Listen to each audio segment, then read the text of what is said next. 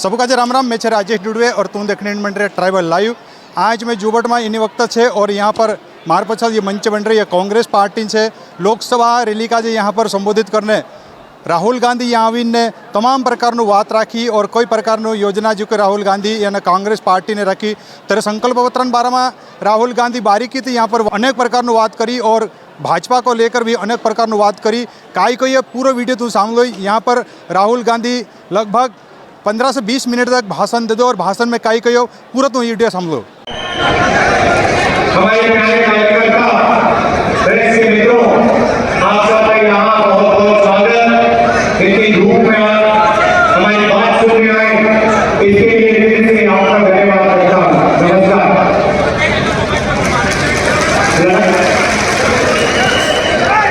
ये जो चुनाव हो रहा है ये संविधान बचाने का चुनाव है।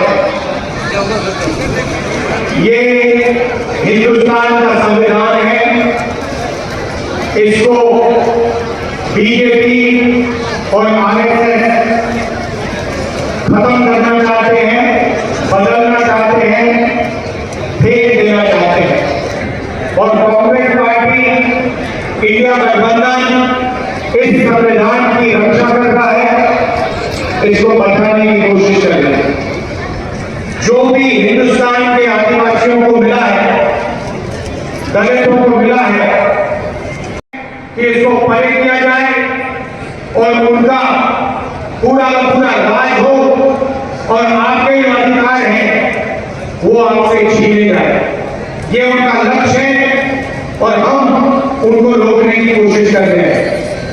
भाइयों और बहनों, चाहे वो पब्लिक सेक्टर हो, चाहे वो रिजर्वेशन हो, चाहे वो शिक्षा हो, स्वास्थ्य हो, जो भी आज आदिवासियों को, दलितों को, पिछड़ों को मिलता है वो इसके कारण मिलता है। और बीजेपी के नेताओं ने साफ बोल दिया है कि अगर वो चुनाव जीतेंगे तो इस किताब को बदल के परे कर देंगे। इसलिए उन्होंने 400 सीट का नारा दिया था। 400 सीट छोड़िए, उनको 150 सीट नहीं मिलने वाली है।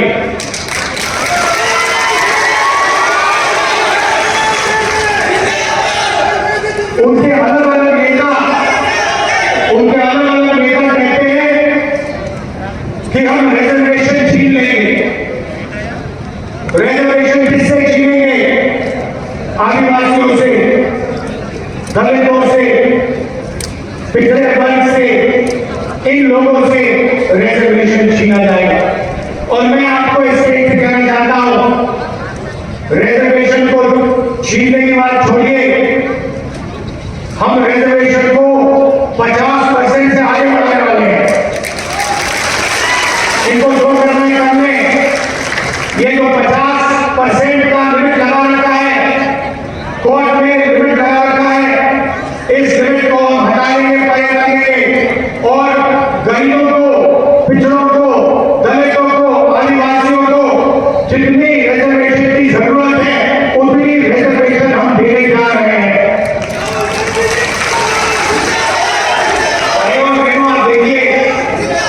आपने देखा होगा ये जो प्रेस वाले हैं ये आदिवासियों की बात कभी नहीं करते। सही बात है। ये अंबानी की शादी दिखा देंगे, बॉलीवुड दिखा देंगे, नाच गाना दिखा देंगे, मगर आदिवासियों पे अत्याचार होगा, आपके बच्चों पर बलात्कार होता है, आपकी जमीन छीनी जाती है, तो मीडिया में कभी आपके बारे में नहीं कहा जाता। इसका कारण है भाइयों, मीडिया में इनकी बड़ी बड़ी कंपनियों में आदिवासी आपको एक भी नहीं मिलेगा। एक एंकर, एक पत्रकार आपको आदिवासी वर्ग का, दलित वर्ग का, पिछड़े वर्ग का नहीं मिलता।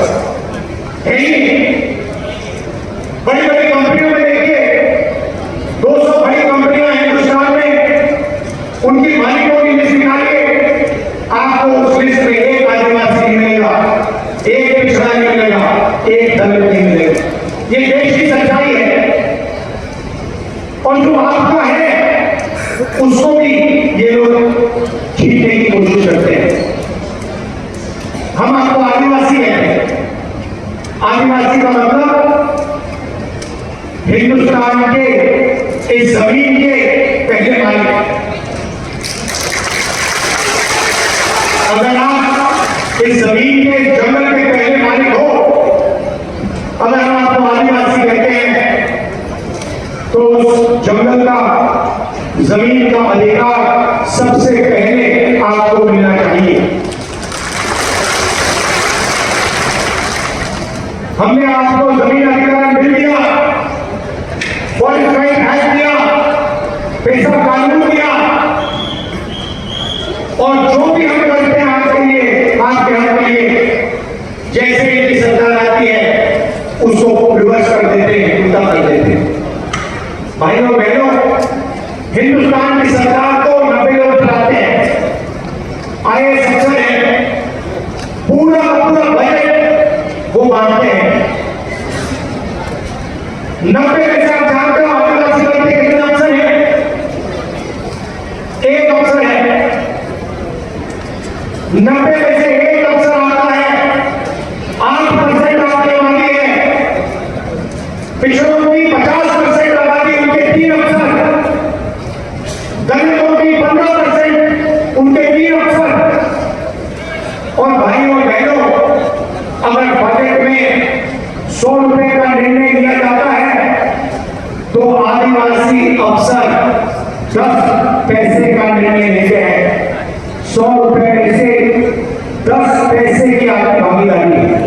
आपके लोग ना मीडिया में लिखेंगे, ना कॉर्पोरेट इंडिया में लिखेंगे, ना बड़े बड़े अस्पतालों को चलाते हुए लिखेंगे, ना बड़े कॉलेज यूनिवर्सिटी को चलाते हुए लिखेंगे। आपकी इस देश से कोई भागीदारी नहीं।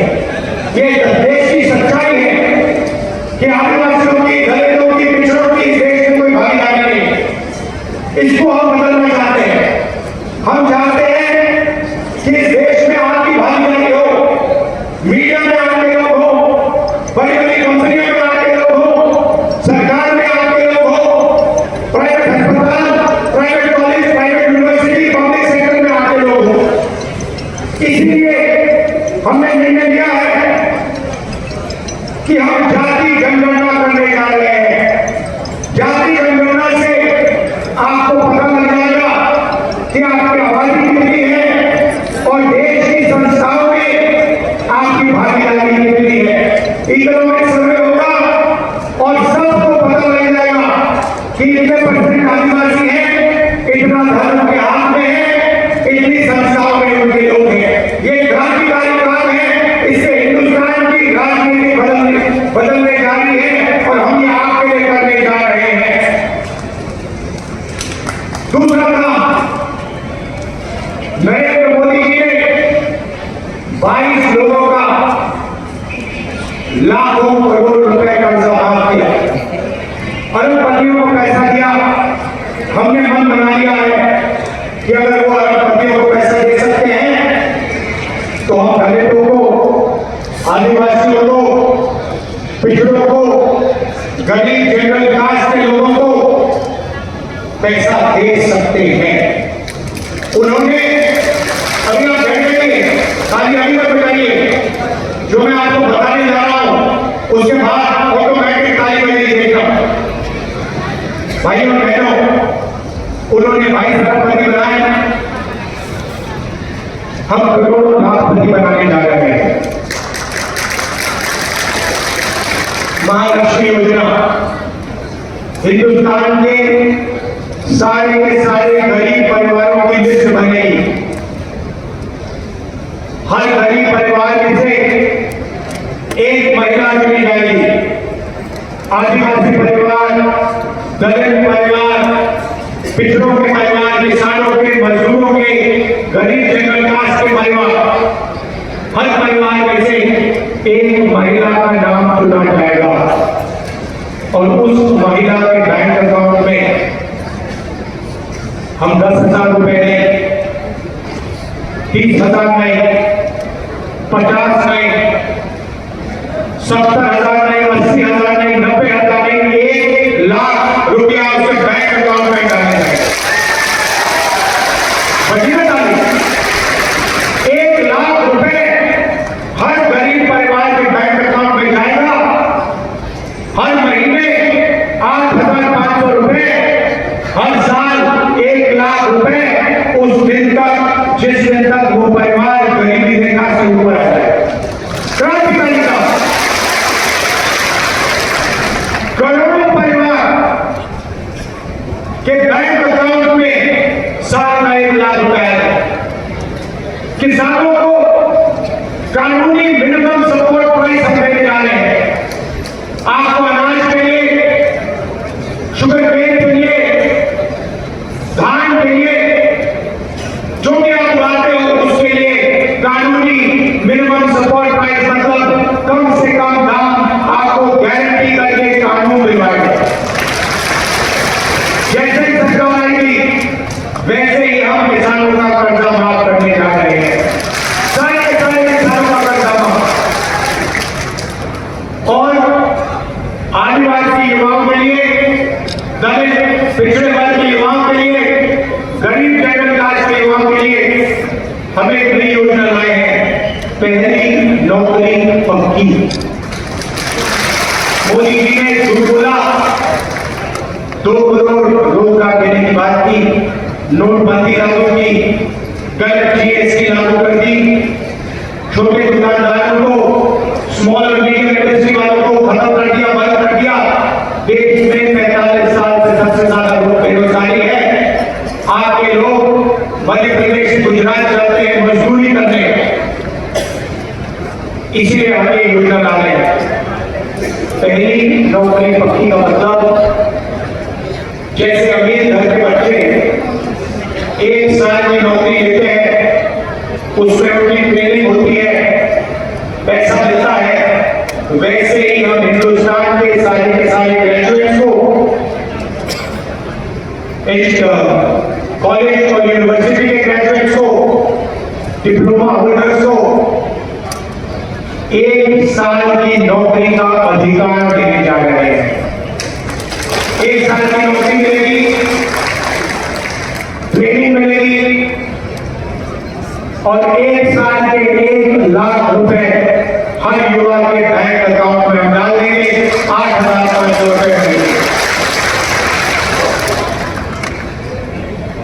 भाइयों बहनों, मैं जानता हूं आप मनरेगा में यहां पे काम करते हो, 250 रुपए आपको मिलते हैं।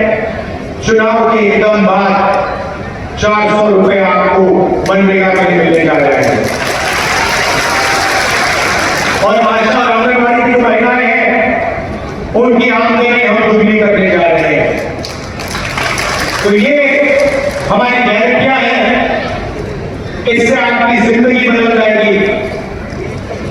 घर में पैसा आएगा, सोचो 1 लाख रुपए आदिवासी महिलाओं के बैंक अकाउंट में जाएगा। जितना पैसा नरेंद्र मोदी ने 22 अरबपतियों को दिया है, उतना पैसा हम गरीब किसान मजदूरों को देने जा रहे हैं।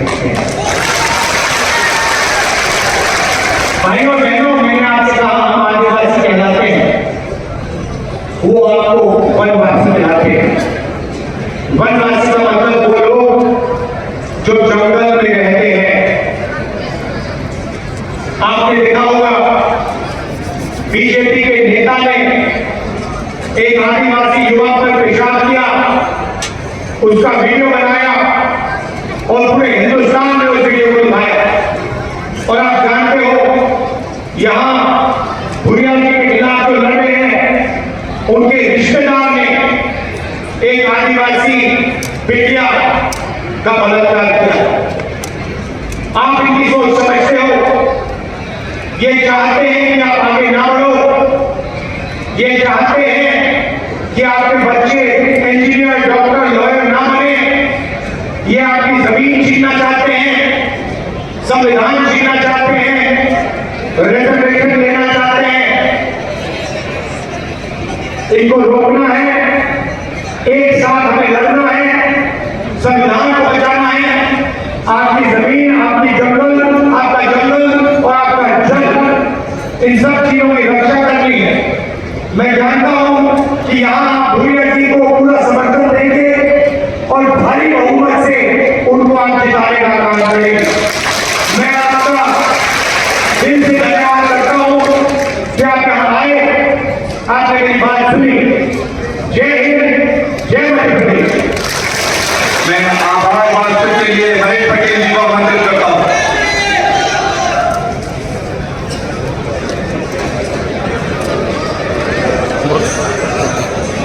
आभार भाषण के लिए महेश पटेल जी।